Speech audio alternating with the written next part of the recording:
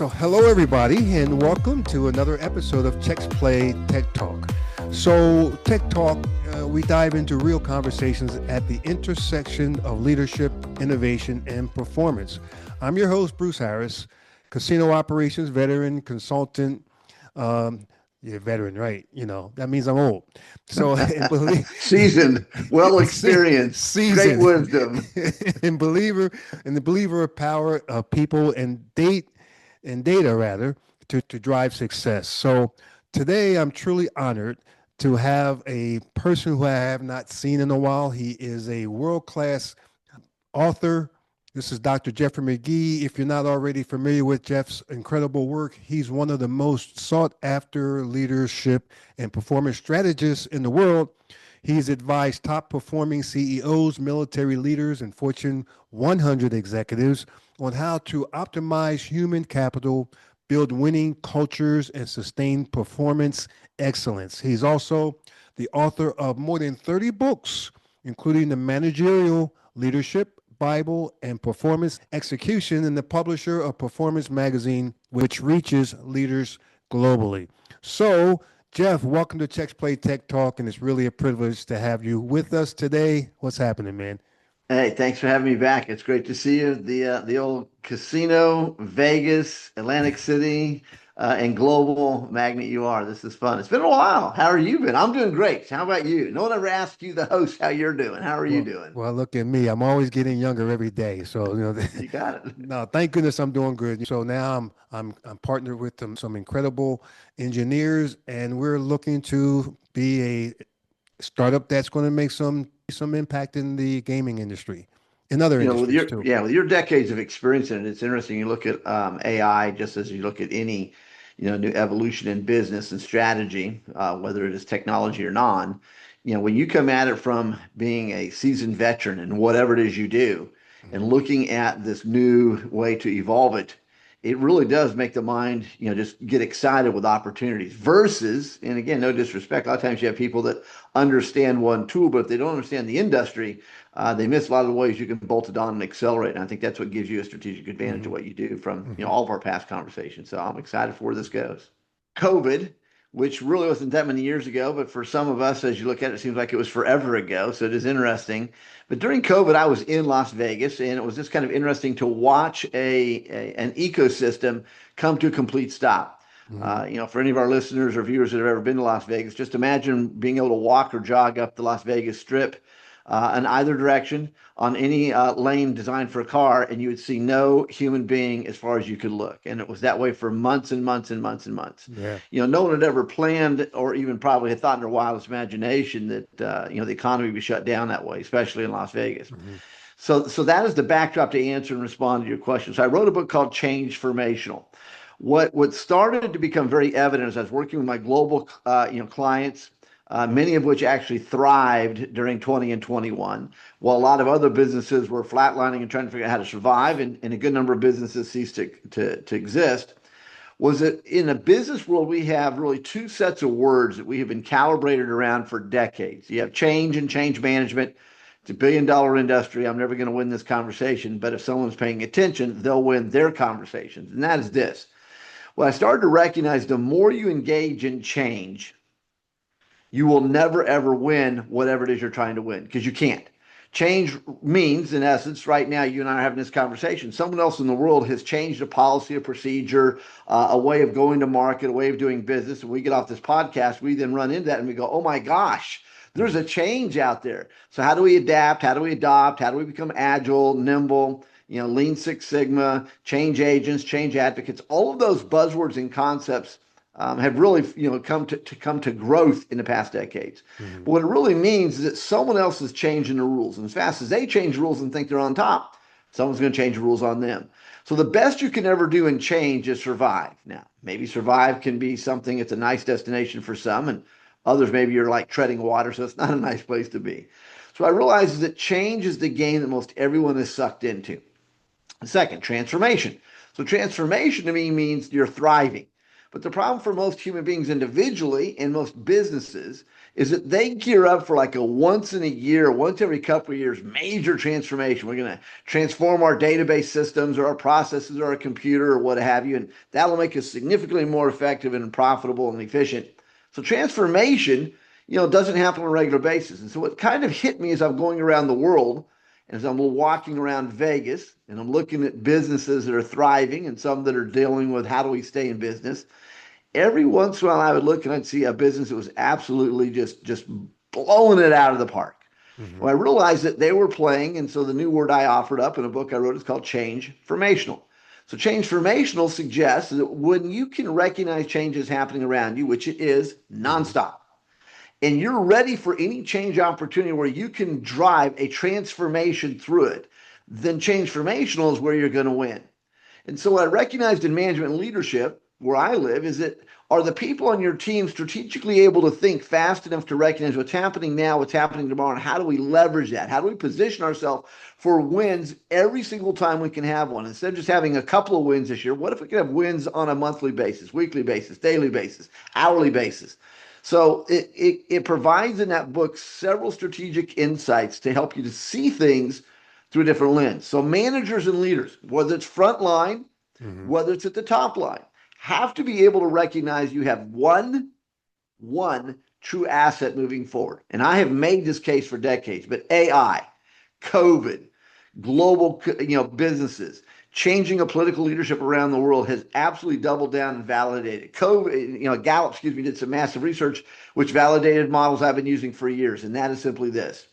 If you want to be successful, you have to leverage your human capital. AI is great, but if your people are dumb as a box of rocks, AI is not going to help you. Hmm. If your team has the greatest people in town and not all the resources, and people across the street have the resources and not all the great people, you can beat them every single time. So management leadership to me is not as focused as it used to be on hard assets as it has to be in looking at your human capital. And do you have the right people in the right place? Are you developing that people? Are you retaining that people? Are you attracting the right people? So Hmm. a lot of ways I could tackle your question. That's the direction I'd head. I mean, wow, you're getting into my head a little bit because I'm thinking that someone who's opened and operated casino properties, I've seen that the hardest part of transformation isn't the systems, it's the people, Direct hit. So what advice would you give leaders trying to build change-ready teams who can adapt, pivot, and grow in uncertain times? Great question. So there's a couple of ways I'd respond to that. Number one, do you have an environment in which you can pull together a cross section of great human capital from the front line to the back line to the top line, where you can create whatever sort of working group name you want to call it. A task team, a strategy team, a hit team, an evolving team, a special situation group, where on a regular basis you're bringing together a cross section of all of the key people that are kind of at the gate of everything that happens in your business, not just bosses, but the frontline people that actually have a pulse of what reality is in an organization. Mm-hmm. Far too many times I recognize that the talent you have on the front line can do more to impact success on a daily basis than no matter how much talent you have in the boardroom. And Right. so, number one is, are you bringing together a cross section of people, not as an event, not as a once in a while, but do you have that kind of skull session where a group of people can come together on a regular basis, whether it's once a week or once a month, and they can strategize, hey, what's working and how do we take it to the next level? What's not working and why are we hitting our head against that wall and how do we start to address it now versus waiting and waiting and waiting? Second answer. In the book Change Formation, I put forth a concept called DIPS, DIPS. And if Mm-hmm. you think of an old bell curve that we've all been introduced to in business and in our Mm-hmm. personal life, and that bell curve asserts that basically there's a flat line on left and right side, and you got the curve in the middle.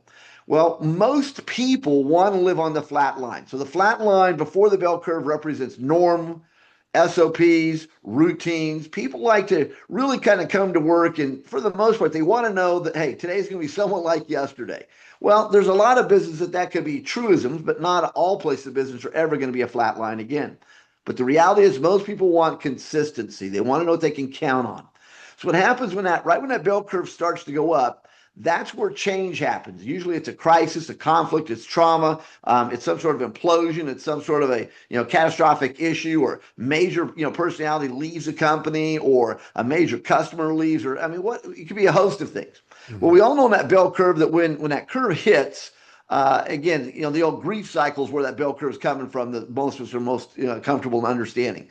And the grief cycle says when you first experience that trauma, what you go through is a period of denial, then you have anger, and you have frustration, you have blame, and all of that time it takes you to get to the top where acceptance is wasted time. So I'm not suggesting we don't go through, but if you can find a way to accelerate through it, get to the reality of your new reality, then you Hmm. can move forward and become more successful. So right where that bell curve starts, I call that a dip. Disruption, interruption, point. Here's another massive answer to your question, Bruce. So if I want to engage my management team, my leadership team, my advisors, my board, my consultants, my outside vendors, suppliers, everyone has to understand where the dips are. So dips can be seasonality interruptions. A lot of times business will have certain months of the year that business flatlines or goes down. So now imagine if we know December and January is a slow month, and we can start back in February, March, April, May, planning for that next December, January downslide and find ways to flatline it. That's a profit center, or make it go up. So we now make it a business development opportunity. So what are those dips? Can we grow our people to be able to anticipate dips by recognizing what's going on in the marketplace? Interest rates, buying patterns, are people paying their bills on time or starting to slow down? Are people wanting to buy things ahead of schedule and just have us sit on it, but they want to put it on last year's budget? I mean, so what are the dips?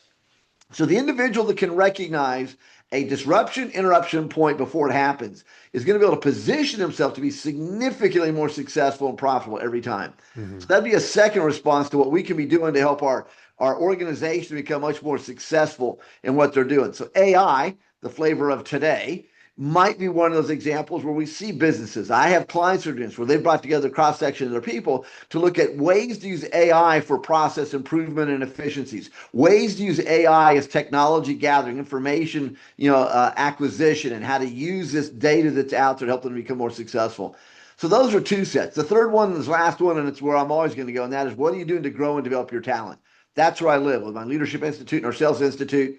We can walk circles around anyone if we just increase the sales acumen and leadership acumen of people. A lot of people are trying to be successful today with brain power that stopped growing 20 years ago. Good luck.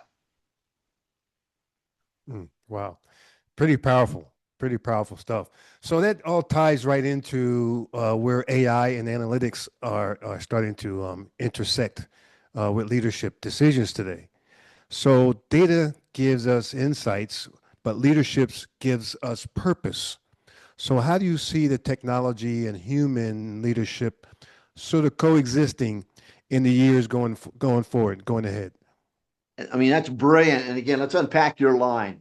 So, again, successful business has to serve a purpose. Let's back that Hmm. up a step. Who are the Hmm. people that are creating that business, building that business? Hmm. So, I would start, and there's so many ways to answer that question. So, I'll start this way. I might have a different view tomorrow if you change some of the way you pose the question. I'm writing it down, So so go I ahead. love it. So, Bruce has a business. What is your purpose? What do you want to accomplish? If that's clearly defined, your purpose is going to resonate and orbit around your value system.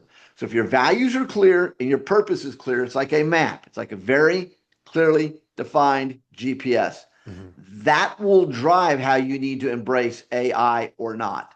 That will tell you where you need to be considering using AI or not, just as it will tell you how to embrace any sort of technology, any sort of equipment, any sort of hard capital. I mean, in any business, it will drive it. And so I believe that the challenge is going to be for some people is to not get engaged in a game of whack-a-mole. Someone's using AI this way, and oh, let me jump and I'll do it that way. And someone's using AI this way, let me jump and use it that way. You've got to be clear. Hmm. Just because it's a tool doesn't mean you need to embrace it the same way someone else is using it, because it allows you to accomplish your purpose at a higher level, much more efficient level. Right. But you also have to be very careful that, again, you don't use AI to such a level that you drive your business from being, if it were a relationship based business, to a commodity based business. Because once it becomes a commodity, then you and I really no longer count. People are going to be looking at how they engage your service or deliverable if they see it as a commodity, based upon four levels: Better, faster, different, cost effective is the model I created decades ago in one of my college textbooks. Hmm. So then, does your use of AI, if we just stay in this center field, allow you to do what you do better, faster, different, more cost effective than anyone else? So that increases your profit center, and that's how you go to market. But keep in mind, once you figure out how to create, in essence, a hamburger, someone else is going to figure out how to make a hamburger. Now, all of a sudden, you've got a dozen hamburger restaurants in a 3 block radius in any metropolitan city. Or then all of a sudden, you start doing barbecue and they see you're knocking it out of the ballpark, and you're going to see 9,000 other barbecue restaurants show up. So you can look at some businesses that it's like, who's really innovating and who's really chasing someone else. And so that would be a keyword back to, in essence, how does AI Mm. allow you to stay focused on your purpose and innovate forward faster and more efficiently? And therefore free up the capacity of your human capital so they can do the things that AI cannot do, or they can leverage and use AI to become more efficient. To me, I'm always going to be on the side of human capital, right people, right place, right talent. But I'm also going to be the first one to say, if you got people on your team that are too lazy to get off their butt and become relevant, you shouldn't have to keep them. I'm sorry. I don't care Mhm. if you're a union shop, if it's a you've been here for X number of years and you're close to retirement. If you're not going to be able to contribute in the new market space, then you shouldn't be in the new market space. And then that comes back to your previous question about management leadership. We owe it to our human capital to be able to create the environment and culture conducive to grow people forward. Because you never know where the next greatest idea is going to come in your business. And if you Mhm. engage your people, then you open up that opportunity for all of that great DNA to be right there in front of you. Wow, that's another interesting thing because people get set in their ways, get complacent, even with management. Everyone Everyone in does. in management and the managers get comfortable with, and your employees get comfortable with each other, where you're not even able to enforce policy and procedures because they're your best friends and everybody's chummy, chummy, buddy, buddy. Tell you So what, it's AI has been AI for our generation is what automation was in Henry Ford, a century ago, and how that changed the world, or Mhm. Alexander Graham Bell on the phone, or aviation. If you think about our parents, Mhm. I'm in my 60s, you are. If you think about our parents, so again, for our viewer, that might be your parent or your grandparent or your great grandparent. But the people that were alive basically in the first 40 years of the 1900s, they grew up with all of the innovation that we see today as a normalcy. Mhm. So all that AI is doing is taking what it took us 100 years to do and it just put it on steroids. So again, put on your mental tennis shoes, folks, because jogging is going to be the slowest you can go in the future. It's a running sport for now on out. It's here, and it's there's some interesting tools that are out there, and I'm learning every day, and I'm around some incredible minds that push Absolutely. me and then teach me things every day that I never thought were even possible. So I love listen, it. let's have a lightning round before we close up today, okay? Good. So our lightning rounds, let's do it like this way. Let's do it like this. One word that defines leadership today. Purpose, Okay, passion, perspective, focus. That's a whole bunch of one words. okay, Discipline, okay, structure, commitment, execution, zero tolerance. okay. That's a chunk. That's a chunk of words. Okay, I'll take it. I'll take it. So, what about what book you've gifted or recommended the most? There's a lot of them. Yeah, the AI driven leader is a book that was gifted to me a while back. I read it. I loved it. Jeff Woods is the author of it.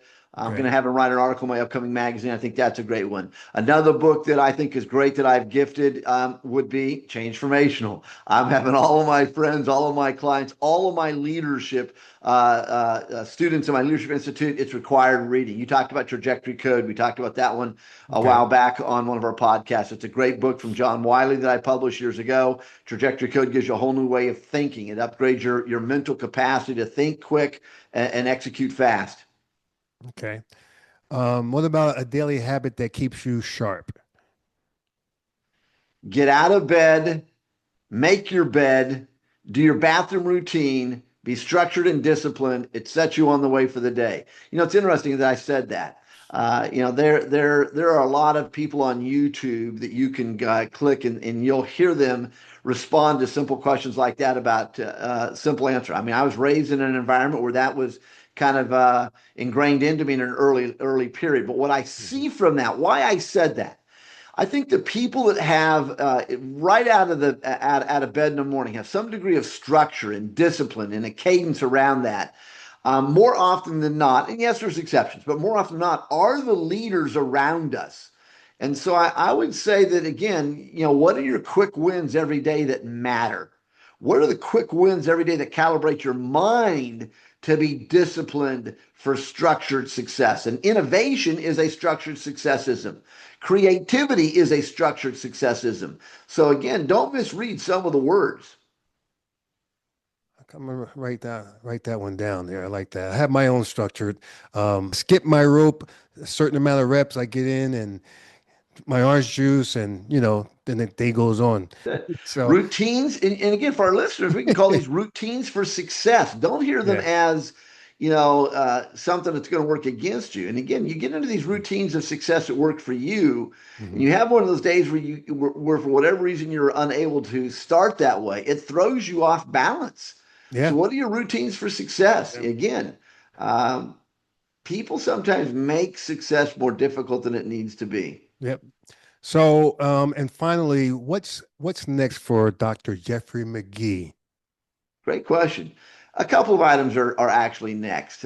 One, I am working on a book as we do this podcast. I recognize I spend a lot of time talking about success from front line to the top line, but a lot of my leadership work is always with the senior leaders, influencers in an organization, the executive team, the C-suite, is where I have evolved. And in doing so, I realized I started doing an organization a disservice, and that is there are very few good books, very few good programs out there on frontline managers and leaders, whatever title you want to give them. But how do you help your frontline to truly excel and be a better version of themselves every day? Because those are the people that truly keep your light bulbs on, as they say. And those are the ones that have the most interaction with what you produce and or Hmm. your customer base.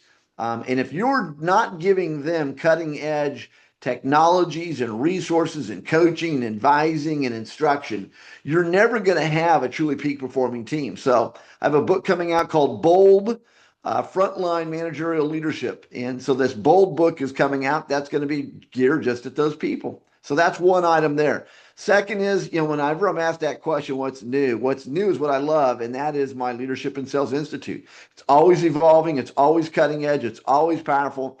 I find a lot of graduate schools, training organizations, associations are accessing a lot of the resources and using it. So it's what's new is staying relevant with what I love. Hmm. Well, I tell you what. So where can people find you online, Jeff? Couple places. And thank you for asking that, Bruce. Obviously, my name, jeffreymcgee.com. And again, for the spelling out there, it's Jeffrey, Jeffrey, and Magee is Magee. So www.jeffreymcgee.com. And you can find out more about my Leadership and Sales Institute. Obviously, my media company is Hmm. www.professionalperformancemagazine.com. That's how you and I first got connected. So I publish a magazine each quarter. Phenomenal personalities around the world write articles on success that you'll never have read those words from them anywhere on the internet until it shows up in my magazine. So those are the two places I live. Wow. Well, I tell you what, it's been a good morning. You got me started now. Thank you, Have a, sir. have some incredible meetings today. Have some interviews to do with my team and some folks that are helping us with some content. So thank you for sharing Thank you. your valuable, actionable insights. It's always a pleasure talking with you. We're going to be listening for more of your insights online on YouTube. You have a channel on YouTube as well, correct? Absolutely. So Jeffrey McGee Masterclass on YouTube, over 400 2-minute masterclass videos on personal mastery, sales mastery, and leadership mastery. Thank you for asking that one. Absolutely. So I'm all over there as well. I'm definitely going to keep connected with you. But thanks again so much to everyone listening. I hope you take today's conversation with Jeffrey Magee, leadership at its core rather, and about just creating the right environment for people to succeed. And that's what we're all about at Cheques Play Tech Talk, and that's what we do. We learn and we innovate all of the things that Dr. Jeffrey Magee said, transformation. And until next time, let's just keep learning, keep growing. And as always, Dr. Jeffrey, I always say, let's do it. What do you say? Absolutely. Double down. Thank you much. Great seeing you again, Bruce. I'm telling you, it's been great. It's been awesome. Thank you so much.